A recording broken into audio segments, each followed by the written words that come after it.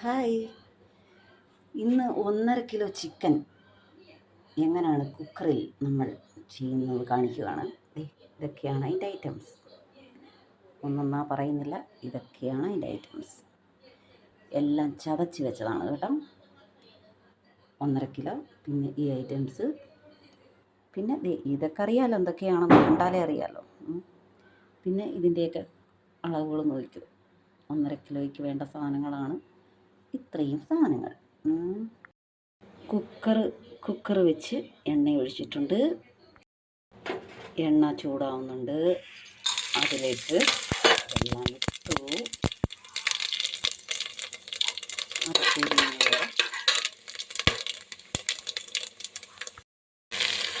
അതിലേക്ക് ഇഞ്ചി വെളുത്തുള്ളി ഇട്ട് അത് നല്ല മൂക്കുന്നവരെ ഇളക്കി കൊടുക്കുക.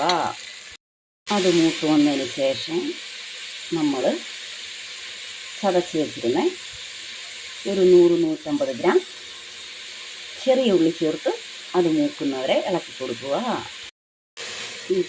ഇതെല്ലാം നല്ലതായിട്ട് വാങ്ങിച്ചതിന് ശേഷം അതിലേക്ക് തക്കാളി ചേർക്കുക.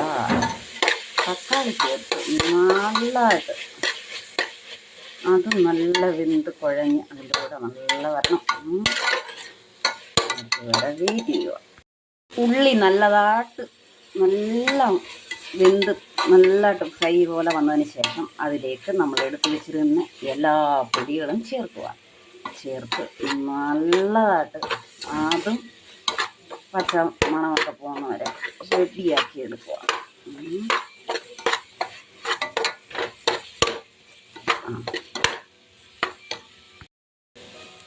അതെല്ലാം നല്ല ഫ്രൈ പോലെ ഇതേ രൂപത്തിലായി കഴിയുമ്പം നമ്മുടെ ചിക്കൻ അതിലേക്ക് ഇടുക. ഞാൻ ഒറ്റയ്ക്ക് ഷൂട്ട് ചെയ്യുന്നത് കാരണം കട്ട് ചെയ്താണ് എടുക്കുന്നത്, ക്ഷമിക്കുക. ചിക്കൻ ഇട്ടതിന് ശേഷം നല്ല ഒരു 5 നിമിഷം നല്ലതായിട്ട് നമ്മളിങ്ങനെ ഇളക്കി കൊടുക്കത്തില്ലേ, എല്ലാം കൂടെ അതുപോലെ ഇങ്ങനെ നല്ല ഇളക്കി കൊടുത്തതിന് ശേഷം ഒത്തിരിയൊക്കെ നിങ്ങൾക്ക് ചാറ് വേണമെങ്കിൽ കുറച്ച് കൂടുതൽ വെള്ളമൊക്കെ ഒഴിക്കാം. അത് ചൂടുവെള്ളമേ ഒഴിക്കാൻ പാടുള്ളൂ. കുറച്ച് മതി. ഒരു ഗ്രേവി പരുവത്തിലാണെങ്കിൽ വളരെ കുറച്ച് മതി. ഇളക്കി ഈ പരുവത്തിൽ കൊണ്ടുവന്നിട്ടുണ്ട്. ഇനി ഇതിലേക്ക് ചൂടുവെള്ളം ഒഴിക്കണം.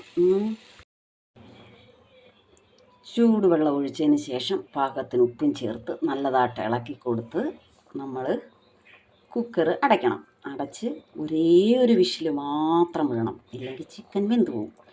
ഒരു വിഷിൽ വിട്ടിട്ട് വിഷിലെല്ലാം പോകുന്നവരെ കാത്തിരിക്കുക.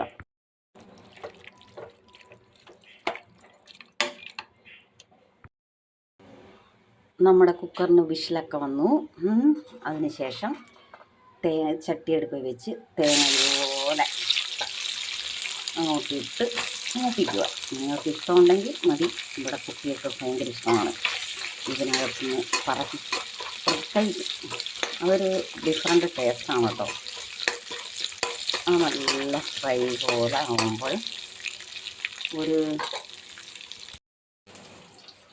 3 വെങ്കായം ഇതേ അളവിൽ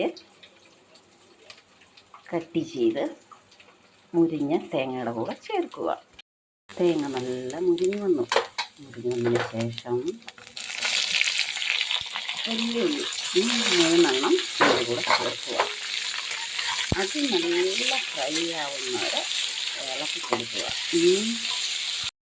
നമ്മുടെ കുക്കർ ഓപ്പൺ ചെയ്തപ്പോൾ കണ്ടത് ഇതാണ്.